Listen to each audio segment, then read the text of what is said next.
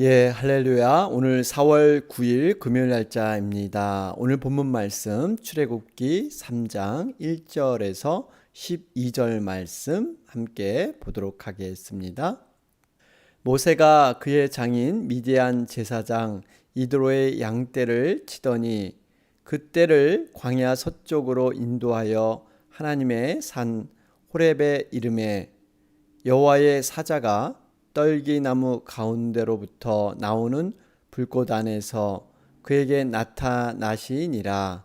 그가 보니 떨기나무에 불이 붙었으나 그 떨기나무가 사라지지 아니하는지라. 이에 모세가 이르되 내가 돌이켜 가서 이 큰 광경을 보리라. 떨기나무가 어찌하여 타지 아니하는고 하니 그때 여호와께서 그가 보려고 돌이켜 오는 것을 보신지라. 하나님이 떨기나무 가운데서 그를 불러 이르시되 모세야 모세야 하시매 그가 이르되 내가 여기 있나이다. 하나님이 이르시되 이리로 가까이 오지 말라. 내가 선 곳은 거룩한 땅이니 내 발에서 신을 벗으라. 또 이르시되 나는 내 조상의 하나님이니 아브라함의 하나님 이삭의 하나님 야곱의 하나님이니라. 모세가 하나님 배웠기를 두려워하여 얼굴을 가리매 여호와께서 이르시되 내가 애굽에 있는 내 백성의 고통을 분명히 보고 그들의 감독자로 말미암아 부르짖음을 듣고 그 근심을 알고 내가 내려가서 그들을 애굽인의 손에서 건져내고 그들을 그 땅에서 인도하여 아름답고 광대한 땅, 젖과 꿀이 흐르는 땅, 곧 가나안 족속, 헷 족속, 아모리 족속, 브리스 족속, 히위 족속, 여부스 족속의 지방에 데려가려 하노라. 이제 가라. 이스라엘 자손의 부르짖음이 내게 달하고 애굽 사람이 그들을 괴롭히는 학대도 내가 보았으니 이제 내가 너를 바로에게 보내어 너에게 내 백성 이스라엘 자손을 애굽에서 인도하여 내게 하리라. 모세가 하나님께 아뢰되 내가 누구시기에 바로에게 가며 이스라엘 자손을 애굽에서 인도하여 내리이까. 하나님이 이르시되 내가 반드시 너와 함께 있으리라. 내가 그 백성을 애굽에서 인도하여 낸 후에 너희가 이 산에서 하나님을 섬기리니 이것이 내가 너를 보낸 증거니라. 아멘. 우리 출애굽기 3장 묵상을 시작합니다. 어제의 말씀이었죠. 출애굽기 2장 11절에서 25절의 말씀. 모세는 사실 처음부터 타고난 온유함을 지니지 않았습니다. 정말 자기 동족을 괴롭히는 애굽 사람을 보면서 그를 손으로 쳐 죽여서 모래 속에 감춘, 어떻게 보면 굉장히 성격이 다혈질이고 급한 사람이었죠. 여러분, 그러나 하나님께서는 모세를 온 지면에서 온유한 자다 이렇게 지명해 주셨습니다. 우리가 온유라는 것은 분명히 성격이나 타고난 본성이 아니라 온유는 하나님께 중심을 두고 말씀에 부드럽게 작용하는 것. 여러분, 이것이 바로 온유의 모습이다라는 것을 우리는 깨달았습니다. 그러면서 여러분, 이런 어쩔 수 없는 상황에서 모세가 미디안 광야로 도망을 가게 되죠. 거기서 바로 십보라를 만나서 게르솜이라는 아들을 낳게 되는데, 이 게르솜은 타국에서 나그네가 되었다 이런 뜻이 있었습니다. 그러니까 모세는 늘 자신의 본향, 자신의 동족을 늘 기억하면서 내가 가야 할 곳, 여러분, 우리의 인생은 분명히 나그네의 길이죠. 하나님의 나라의 본향을, 그 방향을 온전히 잡아서, 그리고 또 나그네는 여러분 짐이 가벼워야 합니다. 세상에 많은 미련을 갖고 있으면 짐이 무거울 수밖에 없죠. 이러한 것을 생각하면서 인생의 나그네 길을 우리는 믿음으로 온전히 걸어가야 될 줄로 믿습니다. 자, 이런 가운데 이스라엘 백성들이 갈수록 심한 노동 속에 힘들어하죠. 그들이 부르짖고 하나님 앞에 기도하니까 이 기도가 상달되었습니다. 바로 그 상달된 기도를 하나님께서 들으시고 기억하사. 여러분, 이러한 기도, 우리가 하나님을 정말 위해서 또 교회와 영혼을 위해서 기도하는 모든 기도는요, 땅에 떨어지지 아니하고 하나님이 반드시 기억하셔서 하나님의 때에 반드시 이루어지신다 하는 것을 깨달았습니다. 자, 그러면서 오늘 이제 3장에 이어지는데요. 하나님께서 어떻게 하나님의 사람, 일꾼을 부르시는가, 그 준비하는 과정, 부르심에 대한 모습을 오늘 만나볼 수가 있습니다. 오늘 1절 말씀을 보시면 모세가 하나님의 부르심을 받을 때 모세는 과연 어떤 모습이었나, 여기 보니까요, 장인 미디안 제사장 이드로의 양떼를 치더니, 모세는 지금 목자로서 자신에게 주어진 그러한 삶을 열심히 살아가는 모습이었습니다. 여러분, 이것이 굉장히 의미가 있어요. 우리가 하나님 일을 감당하기 전에 자신이 주어진 일을 최선을 다해서 감당하는 것, 여러분, 이러한 것을 통해서 하나님의 사역으로 부르시는 것이지, 우리가 세상은 대강 살면서 우리가 하나님의 일은 성실히 할 수 있다? 아닙니다. 분명히 세상에 주어진 일도 우리가 충성되게 열심히 감당할 때 하나님은 그것을 보시고 또 하나님의 일꾼으로 부르시는 줄로 믿습니다. 자, 그러면서 하나님께서 모세에게 나타나시는데 호렙산에 나타나시죠. 2절에 여호와의 사자가 떨기나무 가운데로부터 나오는 불꽃 안에서, 여러분, 여호와의 사자가, 결국 이 사자가 누굽니까? 4절에 보니까요, 여호와께서 그가 보려고 돌이켜 오는 것을 보신지라. 결국 여호와의 사자를 통해서 하나님께서 모세에게 찾아오셨다는 사실입니다. 여러분, 이 사실이 굉장히 중요해요. 하나님은요, 항상 우리 죄인된 인간을 먼저 찾아오신다는 사실이에요.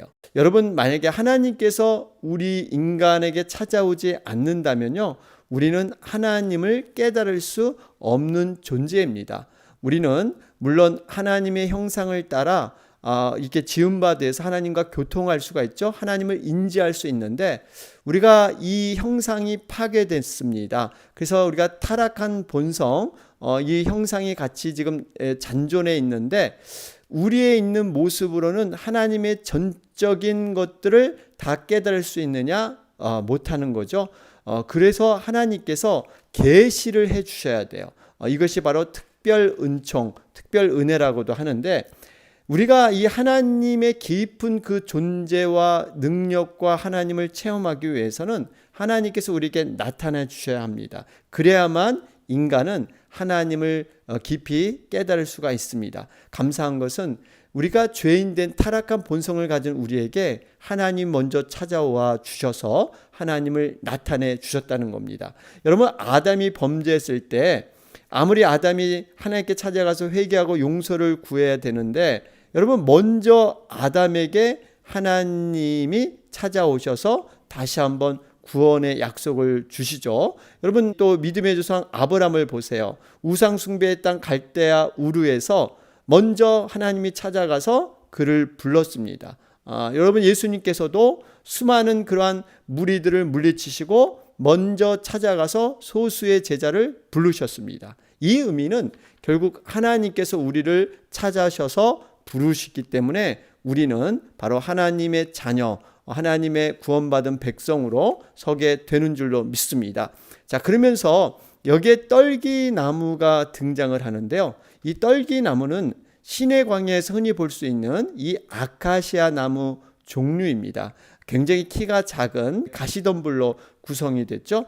그래서 이 떨기나무는요, 땔감으로 사용하기도 굉장히 부적합한, 어떻게 보면 아무 볼품없고 쓸모없는 외면당한 나무가 바로 이 떨기나무입니다. 마치 포도나무가 열매가 없으면요, 땔감용으로도 이 나무는 별 쓸모가 없고요, 목공용으로도 별 쓸모가 없는 것이 포도나무죠. 이 의미는요, 정말 하나님께서 이 떨기나무를 보면서 모세가 아마 생각했을 거예요. 자신이 지금 떨기나무처럼 이렇게 목자로서 오로지 지팡이 하나만 의지하고 이런 인생의 모습, 그런데 거기에 바로 하나님이 함께 거하시면 존귀한 모습이 된다는 것입니다. 여러분, 이런 의미를 볼 때 우리의 인생도 마찬가지입니다. 우리가 가시덤불 같고 떨기나무처럼 비록 초라해 보일지라도 우리와 함께 하시는 하나님, 또 우리와 동행하시는 그 성령님을 통해서 우리는 정말 하나님이 보시기에 존귀한 자로 변화되어 설 줄로 믿습니다. 근데 하나님께서 모세에게 요구하시는 게 계세요. 그 전에 물론 모세가 하나님께 나가려고 하죠. 여러분, 여기 보면 하나님께 나가려고 하는데 나갈 수 없는 그런 모세의 지금 상황, 하나님은 다가오시지만 우리는 쉽사리 다가설 수 없는 것. 왜냐하면 하나님은 거룩의 존재이기 때문에 우리는 자기의 의지로 자기 멋대로 하나님 앞에 나갈 수가 없는 것입니다. 자, 그러면서 이 모세가 80세에 하나님이 부르시는데 이 80세의 양치기 노인이 무엇을 할 수 있을까? 그런데요, 이 80세의 시기가 얼마나 하나님께서 부르시는 적당한 타이밍인지 모릅니다. 왜냐하면 모세는 40세까지는 애굽의 학문, 정말 이 세상의 지식과 학문을 다 공부를 했죠. 그러면서 그 이후에 40년은 광야에서 정말 자기 자신이 낮아지는 이러한 경험을 했습니다. 여러분, 한번 생각해 보세요. 많이 배운 사람이, 지식이 풍부한 사람이 인격은 참으로 겸손하고 낮아지는 모습. 여러분, 이것이 어떻게 보면 하나님의 나라를 준비하는데 하나님의 지도자로서 가장 적합한 모습일 수가 있습니다. 바로 그 타이밍에 하나님께서는 모세를 부르신 줄로 믿습니다. 그러면서 이 지팡이만을 의지하게 하는 훈련, 여러분, 이 지팡이가 결국엔 하나님이 되어주지 않습니까? 하나님만을 의지하는 훈련을 광야를 통해서 모세를 훈련시키셨습니다. 하나님 앞에 나가려는 모세에게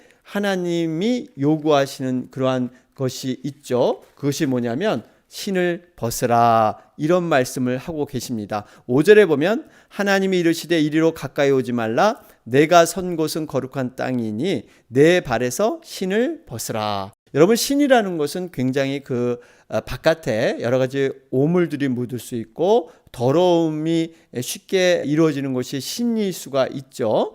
여러분, 그래서 우리 예수님께서 발을 씻기셨다는 것은 큰 의미가 있습니다. 여러분, 이 발이라는 것은 가장 자기의 치부스럽고 이렇게 내놓기 어려운 그러한 부끄러운 과거의 죄악들, 이러한 것들을 다 씻겨주는 그러한 의미가 있죠. 그러니까 이 신이라는 것은요, 온갖 더러운 행위와 성품, 이런 것을 상징하고 있습니다. 그러니까 이 신발을 벗어야만 이 자신의 죄악을 해결하지 않고는 하나님 앞에 나갈 수 없다 하는 것을 말씀하고 있습니다. 여러분, 타락한 인간은요, 죄악된 모습 때문에 결코 하나님 앞에 나갈 수가 없습니다. 바로 예수님께서 십자가에서 그리스도의 보혈로 그 모든 죄악을 덮어주시고 씻어주셨기 때문에 우리는 예수 그리스도의 이름으로 우리가 담대히 하나님 앞에 나갈 수 있는 것, 바로 이 길을 예수님이 열어주신 줄로 믿습니다. 우리가 나갈 수 있는 곳이 어디까지입니까? 지성소, 정말 하나님의 임재가 있는 그 거룩한 곳에 예수님의 보혈의 능력으로 우리는 나가게 되는 것이죠. 그러면서 여러분, 이 신이라는 의미를 또 한번 생각해 보면요, 그 당시 때 신발은요, 자유인들만이 신을 수 있었습니다. 종들은 모두 맨발로 다녔죠. 그러니까 어떻게 보면 모세에게 신발을 벗으라고 명령하신 의미는요, 이제는 하나님의 종이라는 그러한 뜻이 담겨져 있습니다. 이러니 네가 세상의 신은 벗고 이젠 종으로서 내 말에 순복하고 내 종이 되어서 그 모든 명령을 너는 따라야 된다. 그러니까 일꾼으로 부르시는 그 자세를 신발을 벗음으로 통해서 이렇게 말씀하고 계시다 하는 것을 우리는 알 수가 있습니다. 자, 그러면서 6절에 또 이르시되 나는 내 조상의 하나님이니 아브라함의 하나님, 이삭의 하나님, 야곱의 하나님이니라. 모세가 하나님 배웠기를 두려워하여 얼굴을 가리매. 여러분, 분명히 하나님은 살아계신 하나님, 특별히 산자의 하나님인 줄로 믿습니다. 여기에 3대 족장에 모두 하나님 되심을 이렇게 강조하고 있는데요. 왜 이렇게 강조하고 있을까요? 그것은요, 아브라함과 이삭과 야곱 모두 하나님이 되신 것처럼 지금도 역사 속에서 살아 계셔서 활동하시고 분명히 우리의 하나님이 되어주시는 그 언약을 다시 한번 확신시키고 있습니다. 결국 모든 사람들이 죽음을 통해서 부활의 그런 경험을 통해 살아있듯이 우리 하나님은요 바로 이러한 살아계신 하나님이신 줄 믿습니다. 우리가 이 하나님을 잘 알고 믿고 우리가 쫓아가는 것이죠. 자, 그러면서 7절에 보면 이제는 이스라엘 백성들이 당했던 모든 것들을 우리 하나님은 어떻게 하십니까? 7절에 보니까 분명히 보고 또 부르짖음을 듣고 그 근심을 알고 보고 듣고 알고. 여러분 이 의미를 아세요? 그러니까 우리 하나님은 이 땅의 모든 자기 백성들의 지금 처한 상황들, 어려움들 모든 것들을 불꽃 같은 눈으로 감찰하시는 줄로 믿습니다. 보고 듣고 알고 이렇게 삼중적으로 모든 그러한 세부적인 것까지 머리털까지 세심받으신다 그러죠. 여러분 우리가 이 하나님의 그 보호하심과 인도하심이 있기 때문에 우리가 이 땅에 모든 거친 그러한 광야를 능히 이겨 나가게 되는 줄로 믿습니다. 자, 그런 가운데 10절 말씀을 보면 이제 내가 너를 바로에게 보내요. 여러분 지금 이 말씀을 좀 구체적으로 보면요. 8절에 내가 내려가서 그들을 애굽인의 손에서 건져내고 이 하나님이 직접 내려가신다 그랬어요. 그런데 10절에 보면 이제 내가 너를 바로에게 보내요. 여러분 지금 하나님이 직접 가신다 그랬는데 10절에는 바로를 이게 보낸다 그러죠. 여러분 이 관계를 우리는 분명히 깨달아야 합니다. 이 의미는 하나님께서는 일하시는 방식이 하나님의 사람을 보내서 하나님의 사람을 통해서 하나님은 일하신다는 것입니다. 여러분 모세를 바로 80년간 훈련시켜서 하나님이 모세를 부름을 통해서 모세를 바로 하나님께서 이렇게 파송하는 이러한 모습을 우리는 볼 수가 있습니다. 여러분 이것이 바로 하나님의 일하시는 방법. 그래서 하나님께서는요 구원받은 우리들을 통해서 하나님의 뜻을 이루게 하시고 복음을 전파하게 하시고 영혼을 구원하게 하시는 일, 바로 이것을 우리를 통해서 사람을 통해서 하나님은 이루길 원하신다 하는 것을 우리는 알 수가 있습니다. 자, 그러면서 하나님께서 이제 친히 하나님의 백성들, 하나님의 지도자를 이렇게 친히 세우고 계시는데요. 여기서 중요한 그 부르심의 확신을 우리는 좀 확인해 볼 수가 있습니다. 여러분 11절 말씀을 보면 모세가 하나님께 묻습니다. 내가 누구에게 바로에게 가며 이스라엘 자손을 애굽에서 인도하여 내리까? 지금 이 의미는 모세가 자기가 부르심에 대한 소명, 이 소명이 없는데 내가 왜 가야 합니까? 나란 존재가 어떤 존재인데 내가 가야 합니까? 이런 말이죠. 그랬을 때 하나님의 대답이 12절 말씀입니다. 하나님이 이르시되 내가 반드시 너와 함께 있으리라. 여러분 요 말씀이에요. 자, 여러분 우리가 보통 하나님의 나를 부르는 그 부르심의 소명을 생각할 때 흔히들 생각하는 부분이 그거잖아요. 내가 누구인가? 내가 이것을 감당할 만한 능력이 있는가? 은사가 있는가? 적성이 있는가?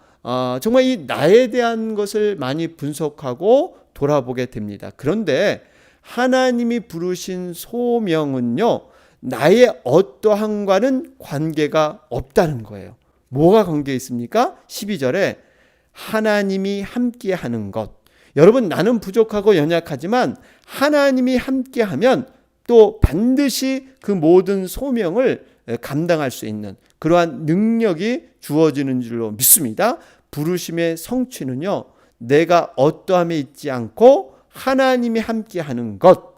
여러분 여기에 부르심이 있다는 거예요. 이 부르심이 왜 이렇게 설명이 될까요? 부르시는 그 목적은 여러분 개인의 어떠한 탁월한 영예와 성공을 위해서 우리를 하나님 부르신 게 아니라 하나님의 뜻을 이루기 위해서 우리를 부르셨다는 거예요. 하나님의 뜻에 순종을 통해서 하나님이 모든 일을 완성하게 될 줄로 믿습니다. 그러면서 11절 말씀을 보면요. 내가 누구간데 바로에게 가니까 그러죠. 그리고 내가 애굽에서 인도하여 내리니까 이스라엘 백성들을 이렇게 부적합한 자다, 이렇게 고백을 하고 있는데요. 사실은 지금 이런 고백은 단순히 이 모세가 자신이 없어서 내가 누구간데 어떻게 갈 수 있겠습니까? 라는 고백보다는 자신이 이 과거에는 자기 중심으로 이 모든 소명을 감당하려고 한 때가 있었죠. 그때가 뭡니까? 40년 전에 모세가 정의감 때문에 이 동족들을 괴롭히는 애굽인을 쳐 죽이는 것. 여러분, 어떻게 보면 자신의 의지와 자신의 생각으로 이러한 것들을 바꿔보려고 하는 이러한 교만감, 이러한 자신감, 그런데 그것이 40년의 광야의 훈련을 통해서 연단돼서 이런 혈기와 자아의 모습이 다 깨지고 겸손하고 온유한 심령으로 바뀌었다는 것을 보여주고 있습니다. 여러분, 이것이 바로 광야 훈련을 통해서 이루시는 하나님의 역사입니다. 로마서 5장 2절에서 4절 말씀을 쭉 보면요, 우리가 믿음으로 서 있는 이 은혜에 들어감은 얻었으며 하나님의 영광을 바라고 즐거워하느니라. 다만 이뿐 아니라 우리가 환난 중에도 즐거워하나니 이는 환난은 인내를, 인내는 연단을, 연단은 소망을 이루는 줄 알미라. 여러분, 바로 이러한 이 연단과 훈련을 통해서 하나님에 대한 그러한 쓰임받는 도구로 우리는 바뀌게 되죠. 현재 맞는 고난은 다가온 영광과는 좋게 비교할 수 없도다, 이렇게 말씀하고 있습니다. 자, 그러면서 이 하나님께서 이 세우신 일꾼 5번에 걸쳐서 모세는요, 소명에 대한 확신이 있는데, 첫 번째 내가 누구이간데 이러면서 거절하려고 할 때 하나님께서 내가 너와 함께 하겠다, 이렇게 말씀하면서 그러한 소명에 대한 확신을 주고 계십니다. 자, 그러면서 결론적으로 12절 말씀을 보시면 하나님이 이르시되 내가 반드시 너와 함께 있으리라. 내가 그 백성을 애굽에서 인도하여 낸 후에 너희가 이 산에서 하나님을 섬기리니 이것이 내가 너를 보낸 증거니라. 여기 보면 이것이 내가 너를 보낸 증거니라. 여러분, 증거라는 것은 반드시 이루어진다는 것을 전제로 하고 있습니다. 사실을 전제로 하고 있죠. 여러분, 말씀은 반드시 하나님께서 그 결과 가운데 이루시는 그러한 하나님의 말씀인 줄로 믿습니다. 모세를 보내셨다는 사실과 또 그를 통해서 자신들을 애굽 땅에서 건져내시겠다는 하나님의 말씀, 그 말씀을 믿지 않았던 이스라엘 자손들도 이젠 호렙산에서 하나님을 섬기면서 과연 하나님께서 모세를 보내셨구나, 정말 이 모세를 통해서 하나님은 일하시구나, 이러한 것들이 확실하게 이루어질 것이다, 이렇게 우리 하나님은 말씀하고 있습니다. 여러분, 그렇습니다. 분명한 것은 하나님의 말씀은요, 반드시 성취되고 이루어져서 그러한 역사 가운데 분명히 나타날 것이다, 이렇게 하나님은 말씀하고 계십니다. 자, 오늘 말씀 정리해 보면 한 사람을 쓰시기 위한 하나님의 준비와 부르심. 여러분, 모세를 부르기 위해서 하나님은 정말 여러 가지 쭉 우리가 살펴봤잖아요. 여러분, 이게 보면 정말 하나님께서 얼마나 꼼꼼하고 정말 많은 시간 속에 환경들을 이용해서 하나님의 그 예비하심으로 준비하셨는가. 여러분, 이것이 모세의 얘기만 이렇게 적용되겠습니까? 아닙니다. 우리들의 인생도 마찬가지예요.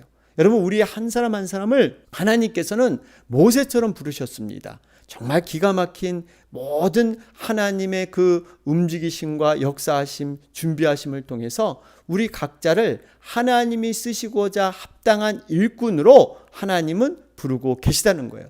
여러분, 우리가 이 부르심에 사용되는 것이 복이 될 줄로 믿습니다. 이 부르심을 우리가 거부하고 하나님의 그 인도하심을 자꾸 우리가 이렇게 반응하지 않으면요, 이젠 점점 이런 하나님의 움직임, 성령님의 그 도우심이 점점 멀어져 가는 것이죠. 여러분, 이것이 바로 성령이 다운되게 만드는 겁니다. 여러분, 바라기는 하나님의 부르심에 우리가 믿음으로 순종해서 정말 하나님의 놀라운 그런 예비된 복들, 하나님의 놀라운 정말 깊은 경험들을 누리며 살아가는 우리가 되시길 바랍니다. 오늘 금요일 날입니다. 우리 오후에 우리 목장 모임이 있습니다. 여러분 위해서 기도해 주시고요. 네, 목장 모임이 우리가 영혼 구원, 또 우리 말씀으로 인한 회복과 치유, 기도응답, 이 세 가지 앞으로 우리가 목장이 더욱더 이렇게 열려서 또 개편이 돼서 정말 이 목장의 역할들, 사명들 잘 감당할 수 있도록 여러분 위해서 기도해 주시기 바랍니다. 우리 계속해서 우리 영혼들을 위해서 여러분 우리 끝까지 중보하면서 영혼 구원을 위해서 한 영혼이라도 우리가 계속해서 놓지 말고 기도했으면 좋겠습니다. 우리 또 육신이 연약해서 회복과 치료 과정에 있는 또 우리 영혼들을 위해서도 간절히 기도해 주시기 바랍니다. 다 같이 기도드리겠습니다.